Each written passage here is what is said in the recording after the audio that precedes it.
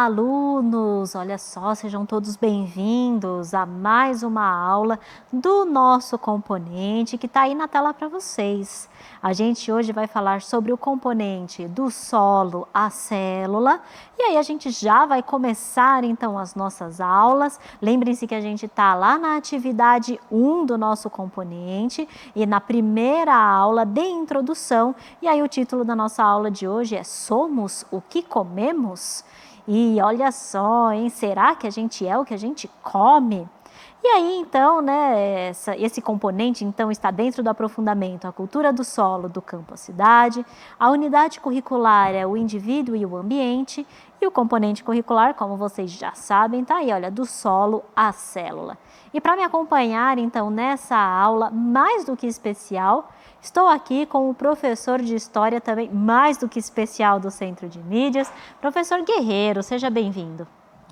É uma honra, é super legal estar trabalhando aqui, inclusive com um componente extremamente estratégico, né, para o tipo de qualidade de vida que a gente pensa, né, porque simultaneamente a gente vai falar de meio ambiente, a gente vai falar de alimentação e a gente vai falar também de determinados hábitos que a gente tem na questão da comida, na questão nutricional.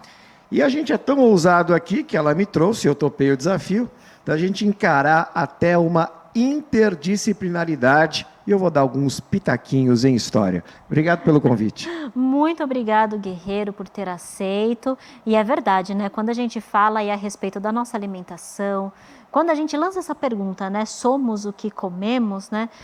A gente está falando também, como você bem mesmo lembrou, dos nossos hábitos alimentares. A gente está falando de meio ambiente. Inclusive, também a gente está falando da questão evolutiva da alimentação. Como a nossa alimentação mudou, né, como nós, né, quando éramos lá na Idade das Pedras, digamos assim, até agora, né, como a nossa alimentação mudou ao longo aí desses milhares de anos, né? Se você me permite aqui um pitaco, eu poderia, talvez, tendo como fonte a história da alimentação, dizer que a maior ruptura que nós tivemos, muito provavelmente, ela acontece há pouquíssimo tempo, quando a gente começou a incorporar alimentos sintéticos na nossa dieta, né? A gente tem aí, pós-Segunda Guerra Mundial, muita gente sustenta que em virtude da necessidade de você produzir mais alimentos, a gente simultaneamente usar a química como uma espécie de aliado na produtividade e por causa das questões ligadas ao tempo do trabalho, o fato da mulher também estar participando da produtividade fora de casa, muitas vezes a gente sabe que a mulher tem dupla jornada, a gente também começou a incorporar comida congelada, comida pronta, uma série de outras coisas. Sem contar que isso também está ligado a uma questão tecnológica, né? A invenção do fogão a gás, a invenção da geladeira que revolucionou os padrões domésticos.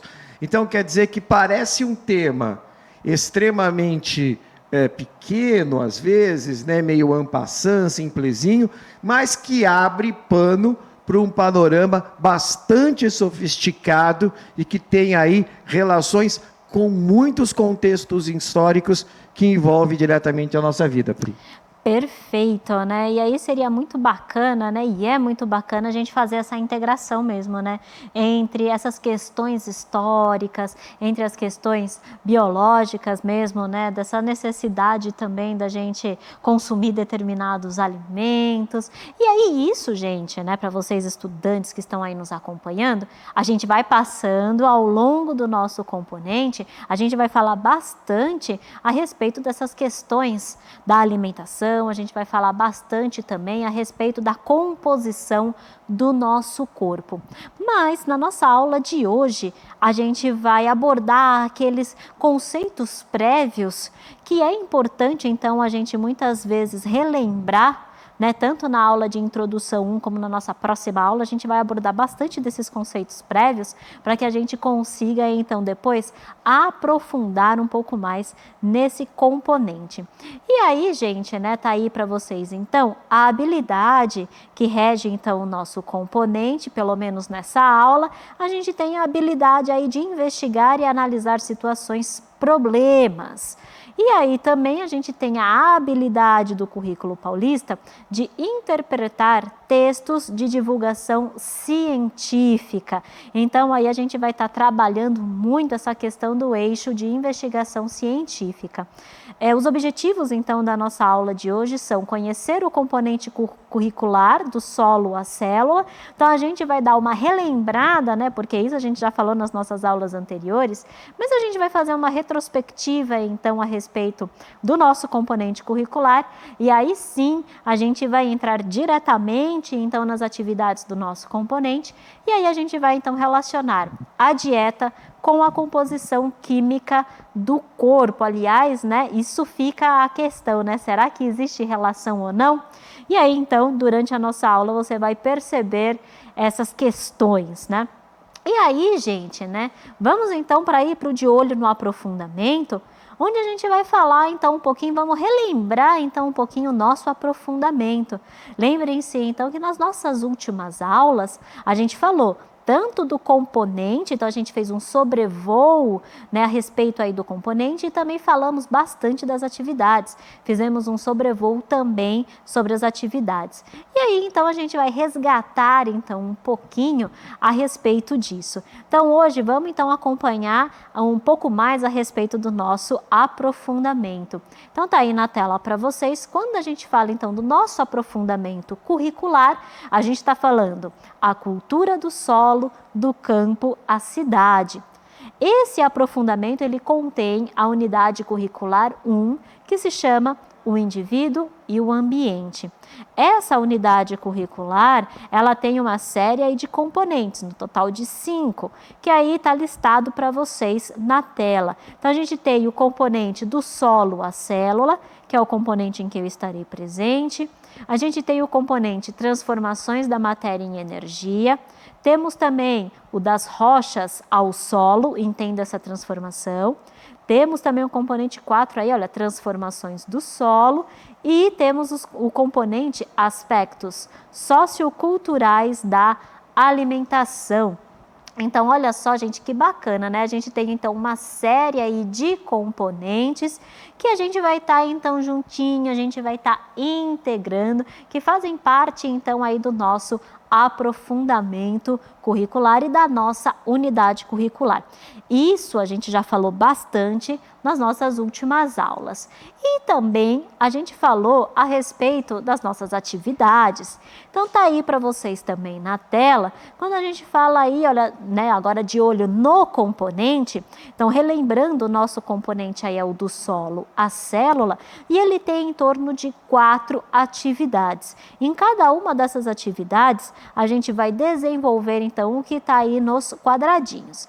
Então na atividade 1, a gente vai desenvolver a análise e a composição dos tecidos humanos em vegetais, a gente vai investigar a composição e as funções dos nutrientes.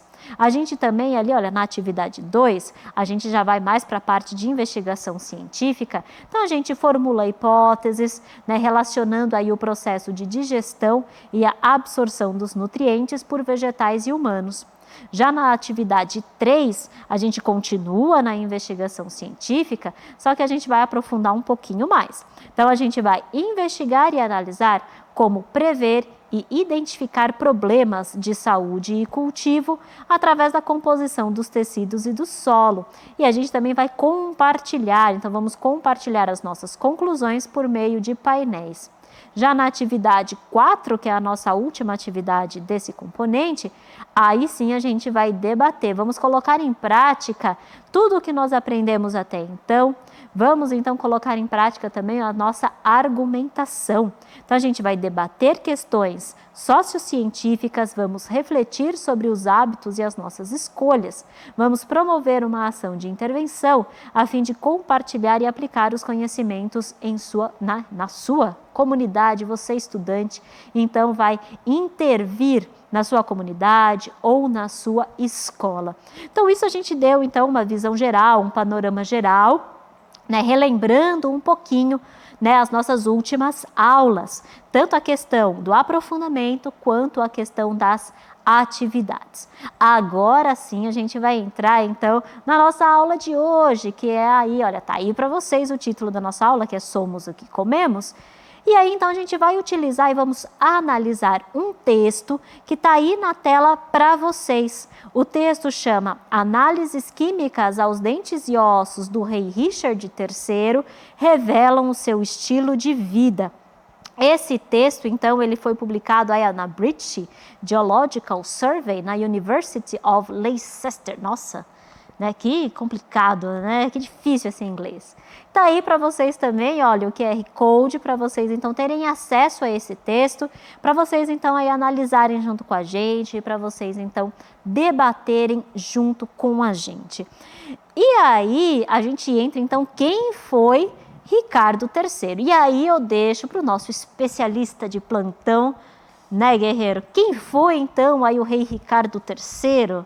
Eu vou fazer aqui algumas provocações simultaneamente aos meus pitacos sobre o ilustre nobre inglês.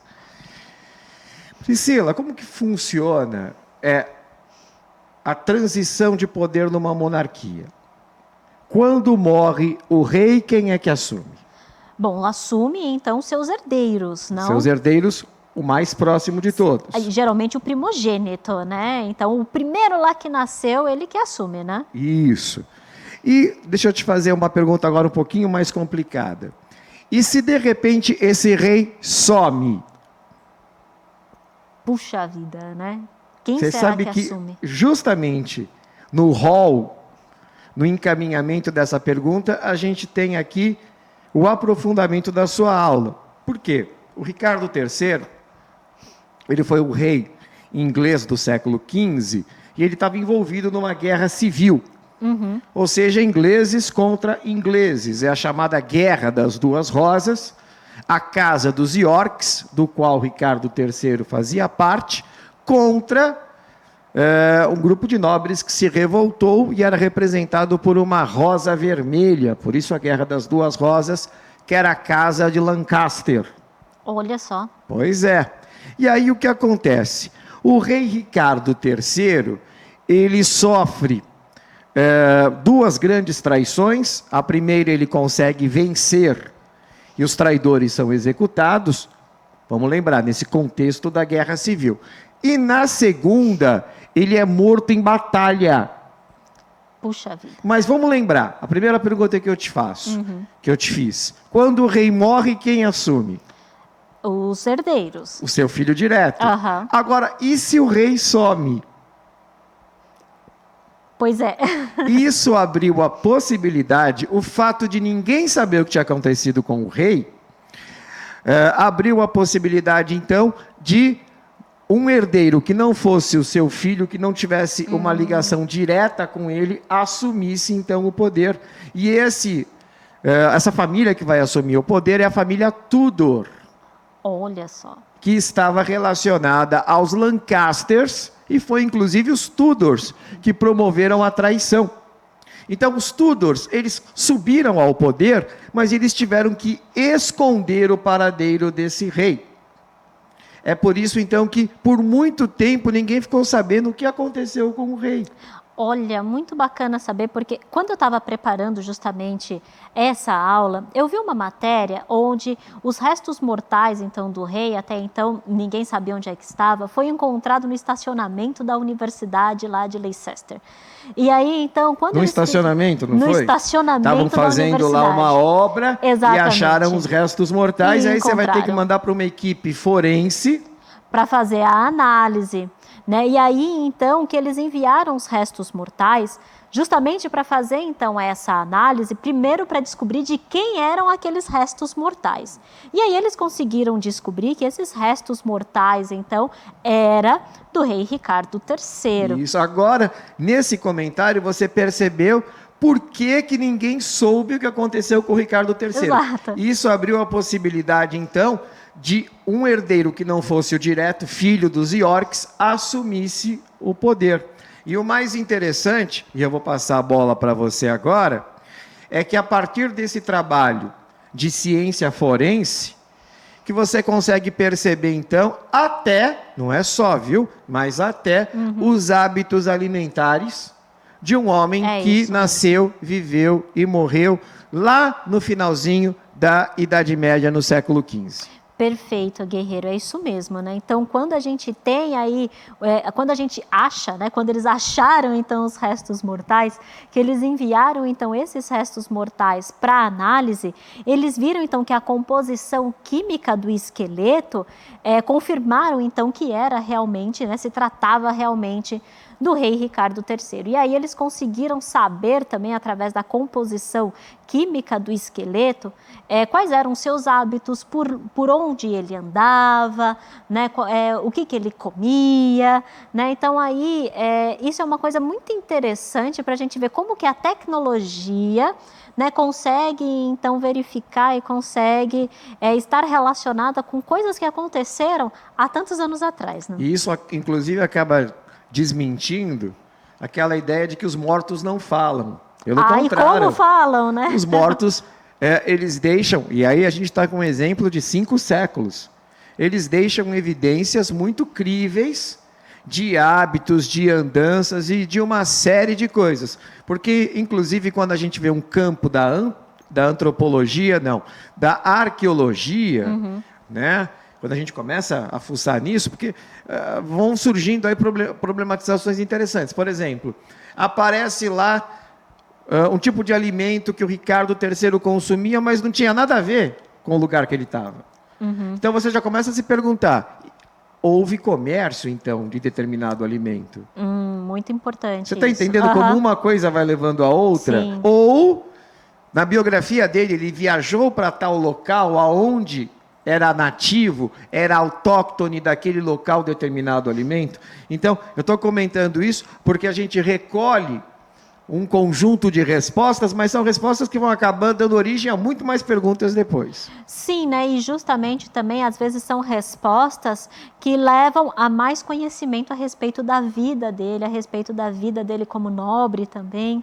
Então, isso que é super bacana, a gente fazer essa integração, então, da tecnologia, né, com a história também. Né? E você falou, dá para ver da vida dele como nobre. Mas se você descobre, de repente, que ele se alimenta com algo que não é nativo, Exato. Você já começa a perceber que por trás disso há evidências de rotas comerciais. Exato. Muito e isso foi o que eu falei, vai se ampliando e indo para diversas áreas. Muito bem lembrado, guerreiro. E aí, né, a gente tem justamente como será que eles descobriram, então, essa composição química dos restos mortais. E é aí que entra a ciência, né, as questões tecnológicas, né, e a parte científica. Porque, olha só, tá aí na tela para vocês. Eles fizeram, então, a análise de isótopos dos dentes, fêmur e da costela do nosso querido rei Ricardo III. Olha só que bacana. E aí, gente, né, para vocês, então, só para a gente conseguir, então, relacionar tudo isso, o que são esses isótopos, né? Isótopos são átomos que possuem o mesmo número de prótons e diferente número de nêutrons. Esses isótopos, ou pelo menos alguns desses isótopos, eles podem emitir radiação. E aí, então, eles podem ser chamados de radioativos ou radioisótopos. E esses, então, podem ser mensurados. Então, aí a gente consegue, olha só, quantificar esses radioisótopos através dos seus picos. Então, a gente consegue, né, através de um mecanismo, de um aparelho, a gente consegue quantificar, então, esses radioisótopos e verificar, por exemplo, a presença de determinados elementos. Então, a gente consegue, por exemplo, a presença de grandes quantidades de carbono ou de grandes quantidades de nitrogênio. E, a partir daí, né, guerreira, a gente consegue saber um pouquinho mais de como era a vida, então, de uma determinada pessoa, ou nesse caso, desse rei, né? Isso. E muitas vezes a gente, fazer mais um pitaco aqui, essa questão nutricional e dos hábitos domésticos são fundamentais para, numa escala um pouco mais profunda, Pri, ser até parcialmente determinante da própria constituição orgânica. Por que eu estou indo tão longe? Ora, já há muitas pesquisas que indicam que a nossa arcada dentária, que a nossa mandíbula, ela é tão delicada quando comparada com outros mamíferos, porque a gente inventou o fogo.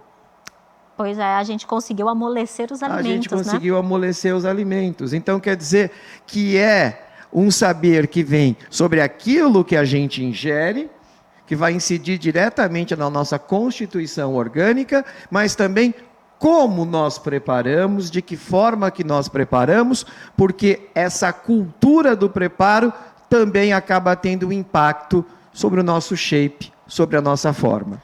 Olha só, olha, essa aula está muito bacana, ainda mais com esses pitacos históricos na nossa aula, tá ficando muito legal. E aí, gente, né, quando a gente faz, então, aí a gente tem até uma partezinha do texto, né, a gente tem uma frase do texto que ele fala a respeito da medição, né, então tá aí na tela para vocês, ele fala que a medição dos isótopos permitiu relacionar a localização geográfica, a poluição e a alimentação, justamente porque olha só o que ele encontrou, né, estrôncio, oxigênio, carbono, chumbo. Então, isso que ele conseguiu encontrar, ele conseguiu então determinar, olha só quantas coisas: localização geográfica, a poluição na época e até mesmo a alimentação do rei, né? Olha, se eu fosse o Ricardo III, eles iam achar pizza. Eles iam achar carboidrato. Não deixa de... É carbono, né? Tá ali, né? Então ia achar bastante carbono.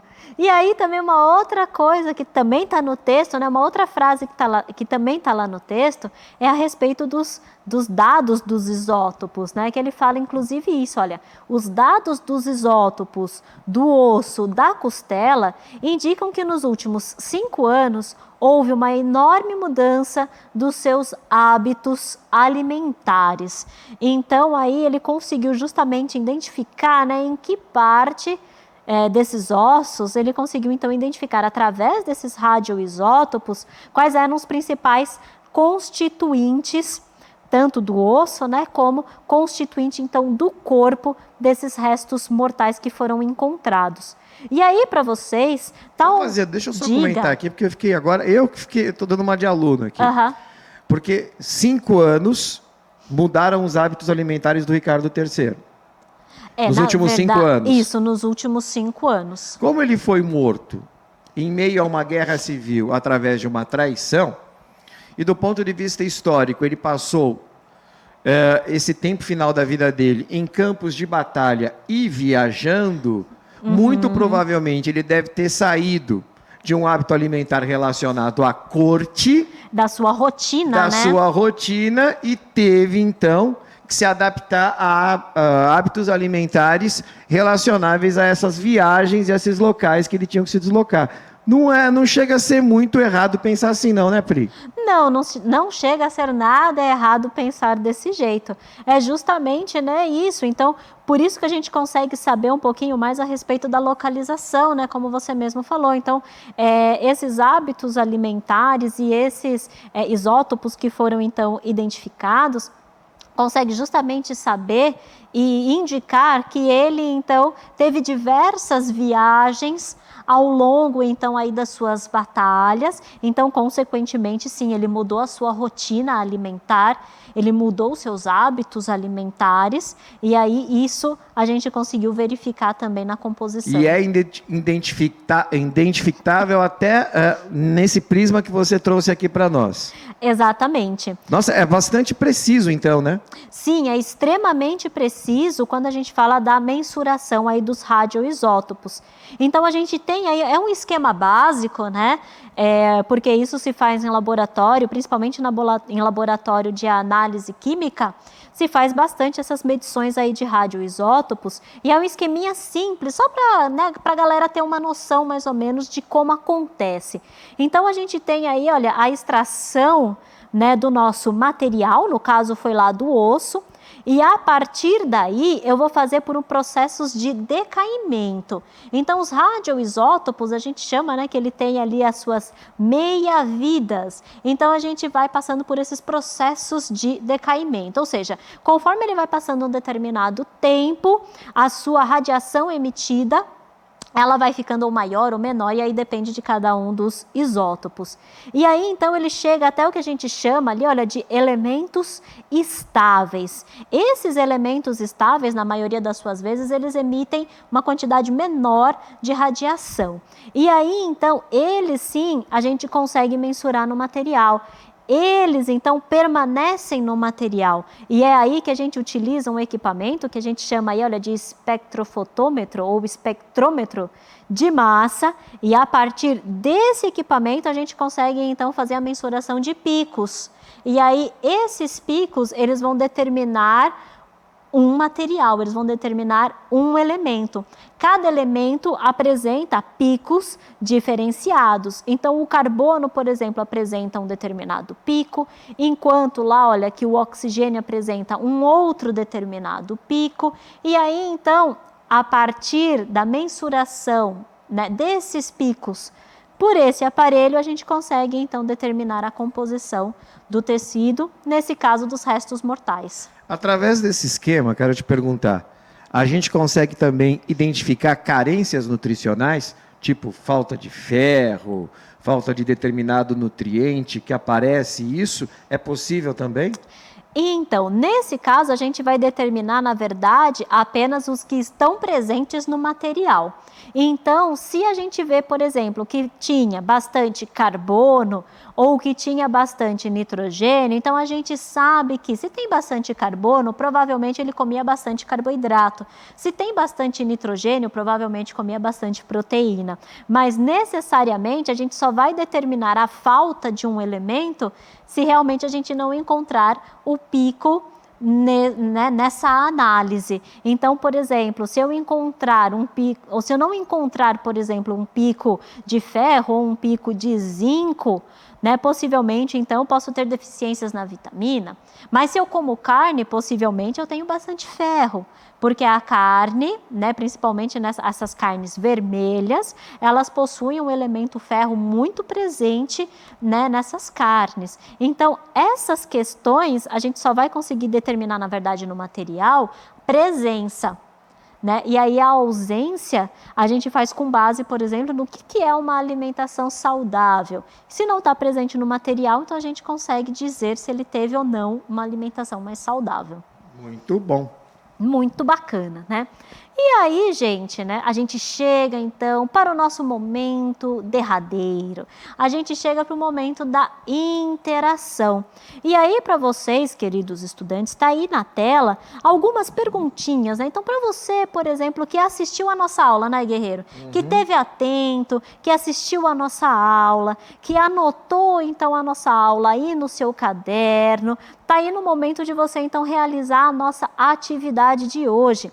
3 perguntinhas para vocês. Então, olha só. A primeira, será que realmente somos o que comemos? Eu acho que a gente discutiu bastante isso na nossa aula, né, Guerreiro? Com certeza. Na pergunta 2, está aí para vocês, olha, como eles conseguiram constatar essa mudança nos hábitos alimentares do rei?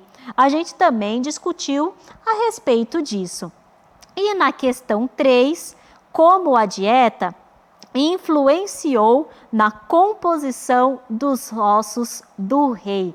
Então, a gente discutiu um pouco a respeito disso e dessas questões. Tá aí para vocês, então, para vocês também debaterem com os professores de vocês, para vocês pesquisarem também e aí colocarem, então, as respostas, né, ou as suas discussões no caderno. Para você, aluno, também tem aí algumas orientações para você, então, acompanhar a nossa aula. Primeiro, olha só, identificação da aula com data e título, as anotações no caderno, super importante que quando você vai assistir a nossa aula, anote no caderno. Dúvidas você pode perguntar para o seu professor ou se for, né, um aprofundamento ao vivo via chat aqui para nós no Centro de Mídias. E importante a resolução das atividades. Nossa aula então vai ficando por aqui.